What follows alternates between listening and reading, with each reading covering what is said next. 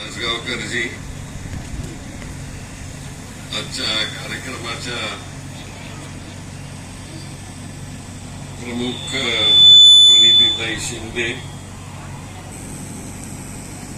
जाफरदास पाटील साहेब, त्यांचे पुणे चिरंजीव सलमान पाटीलजी, राज पाटीलजी, संतोष पाटीलजी, सौभाग्यवती इंदुमतीताई पाटीलजी, नागनाथ बनसोडीजी, संजय हेमगंडीजी, पुनीताईंनी फार सुरेख भाषण केलं आणि सगळ्यांना उपदेश म्हणणार नाही पण सूचनाही केलेल्या. त्या जर आपण सगळ्यांनी पाळलं तर भविष्यामध्ये त्याचा उपयोग होऊ शकेल. जाफरदास पाटील म्हणजे एक नाविन्याची प्रेरणा घेणारे नेते आहेत. मी अनेक वर्षापासून त्यांना बघतो.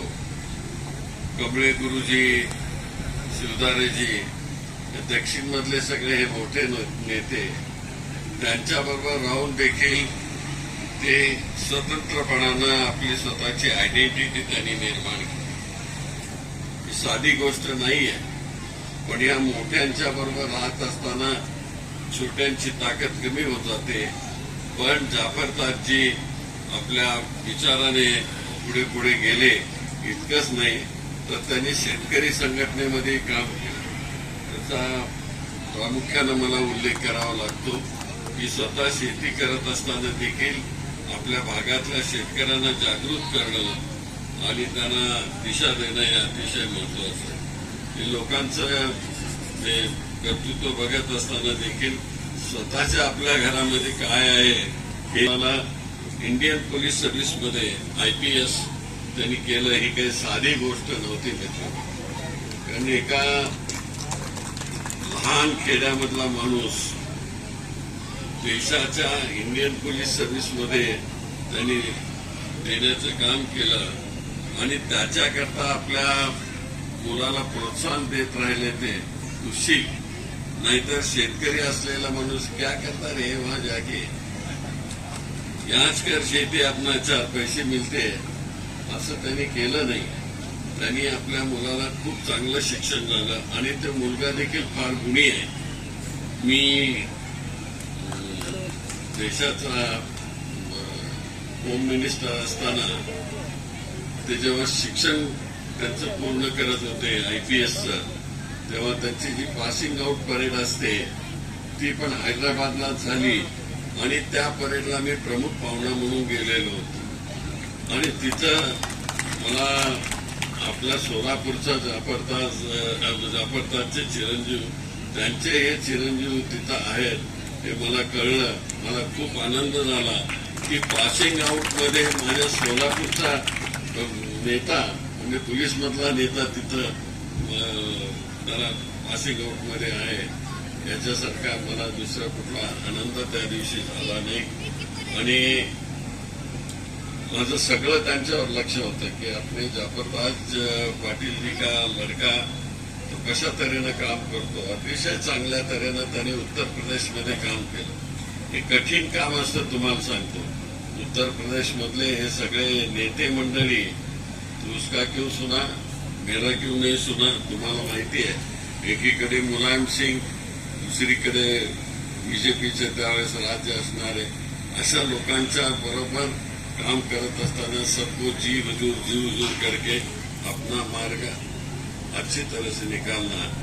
मी त्यांना मनापासून धन्यवाद देतो की पोलीस मधली नोकरी ही मोठी अडचणीची असते, पण ते सलमानने फार चांगल्या तऱ्हेने केली. त्याबद्दल तुम्हाला धन्यवाद. मी पोलीसमध्ये होतो तेव्हा मी माझ्या बायकोला घरी आल्यानंतर सांगत असे. ती एखाद्या दिवशी मी जरा रागावल्यानंतर किंवा थोडं हे झाल्यानंतर मी तुम्हाला तसं आनंदीच राहावं लागतं ना, तर मी आल्याबरोबर युनिफॉर्म मधला शर्ट वरचा काढला की झटकत असे असतात. बायको मला विचारायची का झटकलं. मी म्हटलं एकतर दिवसभर सरकारने दिलेल्या शिव्या आणि दुसऱ्या आरोपीने दिलेल्या शिव्या या दोन्ही झटकून टाकलं आणि तुझ्याकडे प्रेमाने मी बसण्याकरता इथं आलो आता पोच. असं हे आमच्या पोलीसची नोकरी आहे. तिथं फार चांगलं कमी होतं, पण एकदा कर्तव्य म्हणून आपण ते काम स्वीकारल्यानंतर आपल्याला विरोधात्मकपणाने हे काम केलं पाहिजे आणि ते करतायत. प्रणितीताईने सांगितलं की अल्पसंख्याकांमधला माणूस IPS झाला त्यालाही मोठं कठीण असतं. फार थोडे लोक अल्पसंख्याकांमध्ये होतात. 12-13 वर्ष झाली ना, किती 12 सालांनी 13 पाहता ना मग पासिंग आउट. म्हणजे 13 वर्षापूर्वी ते विद्यार्थी होते पोलीसचे. त्यावेळेस मी तिथे गेलेलो होतो हैदराबादला. तर आज 13 वर्षांनी त्यांना DIG म्हणून पदवी मिळाली, लवकर मिळाली पदवी आणि चांगलं ते पुढे जातील. मला पूर्ण खात्री आहे की आमच्या सोलापूरला ते तसे जर बघितलं तर पहिले असे खूप मोठे अधिकारी म्हणून ते होतील. ते DG रँक पर्यंत ते पुढे जातील याविषयी माझ्या मनामध्ये, कारण त्यांचं काम चांगलं आहे आणि अतिशय चांगल्या तऱ्हेने काम करतात. मी मुद्दाम हे सांगितलं कारण असा समारंभ नाही.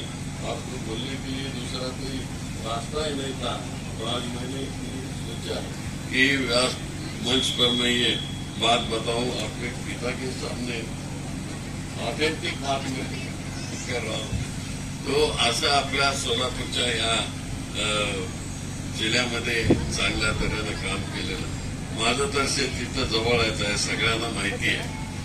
पण हे सगळं करत असताना एका विशिष्ट भागामधला क्षेत्र आहे, नदीच्या पुढे जर बघितलं तर दुसरी शेती नाही. तर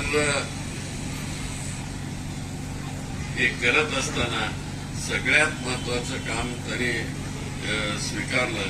हे सगळं आपण करत असताना आपल्या शिक्षणाचा मार्ग आपण लोकांना दाखवला पाहिजे आणि शिक्षण दिलं पाहिजे आणि शिक्षण देऊन विशेषतः महिलांना तयार केलं पाहिजे. अशा प्रकारची भूमिका जाफरदास साहेबांनी घेतली. ते जाफरदास साहेब नेहमी सांगत असतात कि अल्लाह ने जो दिया है उसका अच्छी तरह से उपयोग करना चाहिए और समाज के लिए कुछ करना चाहिए असं ते नेहमी म्हणत असतात. मला वाटतं की खऱ्या अर्थानं ते समाजाकरता काम करत असतात. इथं मी आजूबाजूच्या गावामधून ते बसने आपले विद्यार्थी घेऊन येतात. 2-3 गावं आहेत अशी. तसं मी टाकळी माझं आहे, तिथं माझी शेती आहे. पण मला हे माहिती नव्हतं की ते बसने इथं घेऊन येतात विद्यार्थ्यांना. अतिशय दुर्गोट, कारकल आणि आऊचे हे तिन्ही तर आहेतच, पण अजूनही लांबचे थोडं काय असेल तर ते करतील. आणि हे करून त्यांनी आपली शाळा वैभवाला नेली. आज मला विशेष आनंद आहे की नेहमी माझ्या हस्ते तुम्ही करत असता, पण आज प्रणितीताईंच्या हस्ते तुम्ही पायाभरणी केली. कारण नव्या पिढीच्या हस्ते तुम्ही करणं आणि नव्या पिढीने मार्गदर्शन करणं हे अतिशय महत्वाचं आहे. ही मला पूर्ण खात्री आहे की जाफरदासजी या आता पाऊस पडण्याची शक्यता आहे. मीही कमी बोलतो आता. खरं म्हणजे आपले भीमाशंकर किंवा शेळके साहेब खूप भाषण केलं असतं त्यांनी, पण आज ते मागे काय राहिले मला माहिती नाही. कदाचित मला माहिती नाही, पण जाफरदासजीने जरा सांगितलं असेल चूक वाटत. जाफरदासचं स्वभाव मला माहिती आहे, पण तसं काय आज बोलले नाही. तुम्ही गैरसमज करून घेऊ नका. पण अतिशय सुरेखपणानं हा समारंभ झाला आणि आपल्याला मनापासून मी धन्यवाद देतो, शुभेच्छा देतो. जे काय कधी काय लागेल मला मदत करायला तुम्हाला तयार आहोत एवढंच मी आश्वासन देतो आणि माझा घेतो. जय हिंद, जय महाराष्ट्र. कायम